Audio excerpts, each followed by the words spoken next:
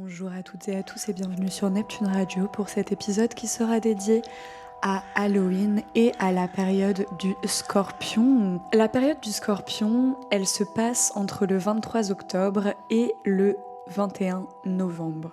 Il est très cohérent avec la fête des morts qui tombe en plein milieu de cette période du Scorpion, associée à la mort, à la transformation, à l'occulte et au passage entre les mondes. Cette concordance n'est évidemment pas un hasard et je devais vous dire quand même que cette période est très importante. La période du Scorpion, c'est vraiment le moment où la nuit devient plus longue que le jour, où l'ombre prend place, où l'hiver arrive petit à petit, où les feuilles tombent des arbres et meurent. C'est un moment de mort symbolique où il faut laisser tomber ce qui n'a plus lieu d'être, ce qui doit mourir, ce qui doit partir de notre vie. C'est un moment de deuil symbolique, un moment où nous devons accepter de laisser derrière nous ce qui n'est plus nécessaire.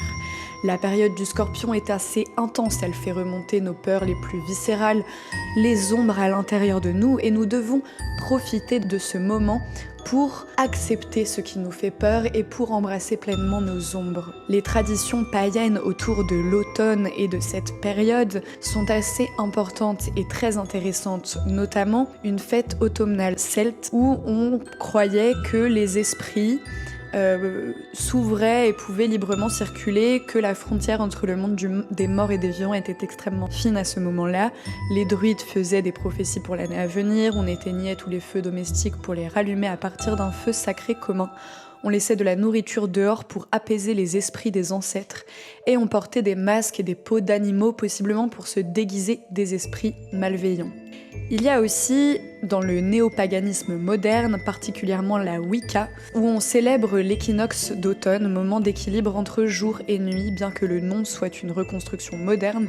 De manière générale, on fête aussi la Dia de los Muertos, qui est la fête des morts mexicaine, entre le 1 et le 2 novembre, qui est un magnifique moment et qui est un mélange entre les traditions précolombiennes, donc aztèques notamment, et le catholicisme espagnol. Les aztèques avaient déjà des célébrations dédiées à la mort et aux ancêtres, dirigées par la déesse Mictecacihuatl. Il y a vraiment trop de mots que j'arrive pas à prononcer dans toute cette histoire.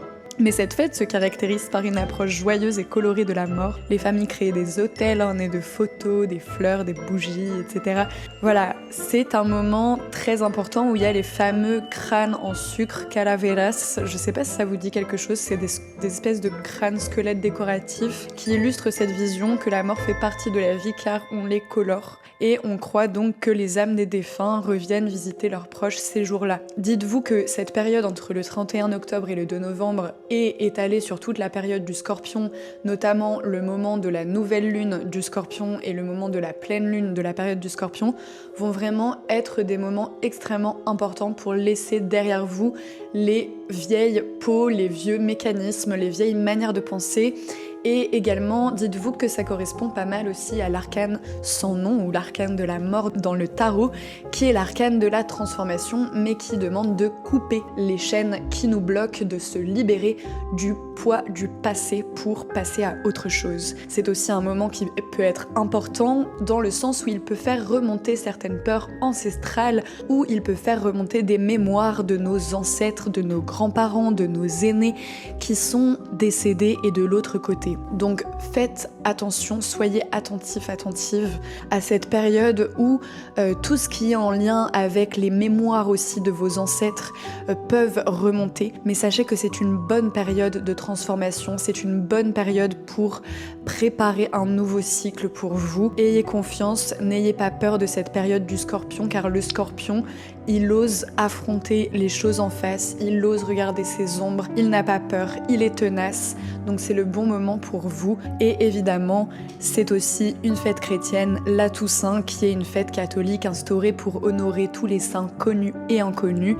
Elle a été fixée au 1er novembre au 8e siècle par le pape Grégoire III, possiblement pour christianiser les fêtes païennes d'automne. Cette période du Scorpion est aussi reliée à l'énergie de Mars, Mars qui est la planète représentant la guerre et la guerre menant évidemment à la mort. C'est un combat, mais aussi un combat intérieur et symbolique qui nous permet de nous renouveler et de mourir à nous-mêmes. Le Scorpion, aujourd'hui, est actuellement surtout dirigé par l'astre Pluton.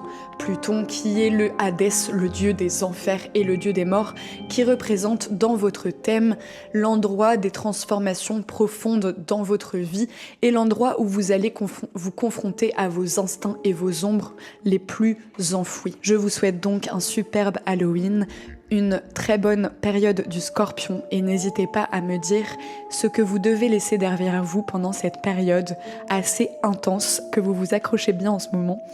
Et c'était Neptune Radio, n'hésitez pas à aller sur mon site que je vous mets en barre de description et on se retrouve bientôt pour de nouvelles vidéos.